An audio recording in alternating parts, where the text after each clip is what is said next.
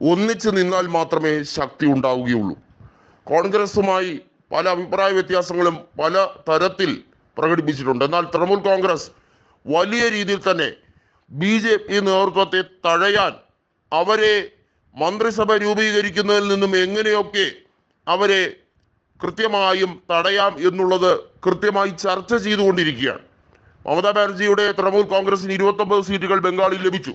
BJPക്ക് അവിടെ വലിയ മുന്നേറ്റം ഉണ്ടാക്കാൻ കഴിയുമെന്നും എക്സിറ്റ് പോൾ സർവേകളിലൊക്കെ 25-ൽ കൂടുതൽ സീറ്റുകൾ ലഭ്യമാകുമെന്നും ഒക്കെ പറഞ്ഞിരുന്നു. പക്ഷേ തൃണമൂൽ കോൺഗ്രസ് അവിടെ അതിവിദഗ്ധമായി 29 സീറ്റുകൾ നേടിയെടുത്തു.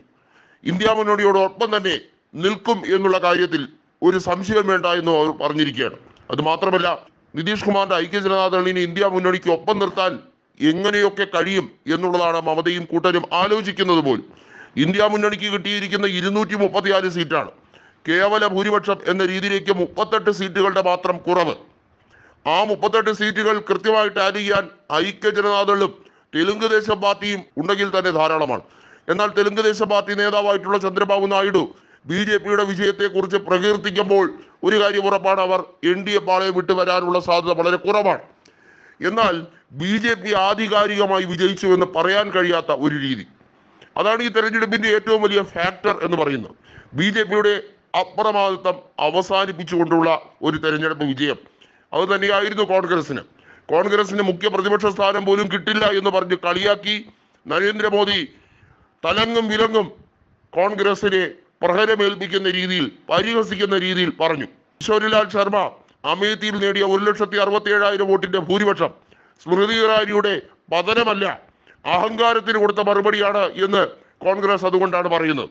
ഏതായാലും ഒരു കാര്യം ഉറപ്പിച്ചു, മുഖ്യ പ്രതിപക്ഷ സ്ഥാനമല്ല കോൺഗ്രസ് ആഗ്രഹിക്കുന്നത്, അതുക്കും മേലെ എന്ന രീതിയിലേക്ക് തന്നെയാണ്.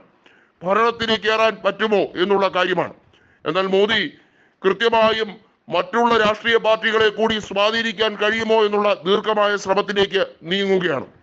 നമുക്കറിയാം, പ്രാദേശിക പാർട്ടികളെല്ലാം തന്നെ തകർന്നടിയുന്ന ഒരു കാഴ്ച ദക്ഷിണേന്ത്യയിൽ തന്നെ നമുക്ക് കണ്ടു.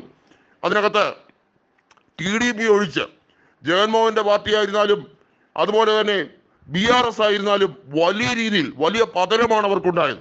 BRSന് ഒരു സീറ്റ് പോലും തെലങ്കാനയിൽ നിന്ന് നേടാൻ കഴിഞ്ഞില്ല എന്നുള്ളത് ചെറിയ കാര്യമായി നമുക്ക് കണക്കാക്കാൻ കഴിയില്ല. ഭാരത് രാഷ്ട്ര സമിതിയുടെ ഏറ്റവും വലിയ പതനം അതാണ് ഇത്തവണ കണ്ടത്.